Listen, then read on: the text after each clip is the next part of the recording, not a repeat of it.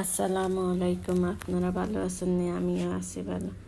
আজকে পাকাবো মাংস দিয়া, পেঁপে আলু দিয়া আর রুটি করব। আজকে ইফতার বানাবো না, পরে দিয়ে রুটি দিয়া মাংস দিয়া খাবো। তো আমি প্রথমে প্রেশার কুকারে মশলা দিয়া আদা রসুন তোল দিয়া প্রেশার কুকার বন্ধ করে দিলাম। তারপরে আপনার অনেক 2-3 শিস মারার পরে প্রেশার কুকার থেকে মাংসটা ডাইলা নিবা বড় পাতিলে। কেন আনের সিদ্ধ হইতে অনেকক্ষণ সময় লাগে, সেই জন্যে একটু প্রেশার কুকারে সিদ্ধ করে নিলাম, মানে বেশি সিদ্ধ না, অল্প একটু সিদ্ধ করে নিলাম। নিয়ে আপনার পেঁপে আলুটা এখন দিয়ে দিলাম, টমেটো দিয়ে দিলাম। এইখানে আপনার জল দিয়া এই মাংসটারে পাকাই নিব। পাকানোর পরে আপনার বাগা দিয়ে দিব।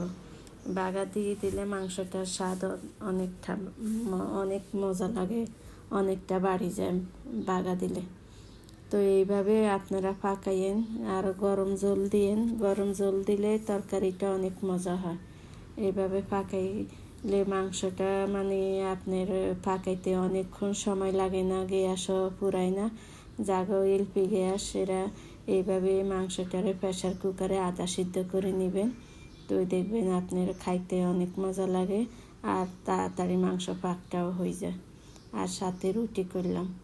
তো আপনারা কে কী দিয়ে ইফতার করছেন লাইক দিন, কমেন্ট করিয়েন, জানাইয়েন।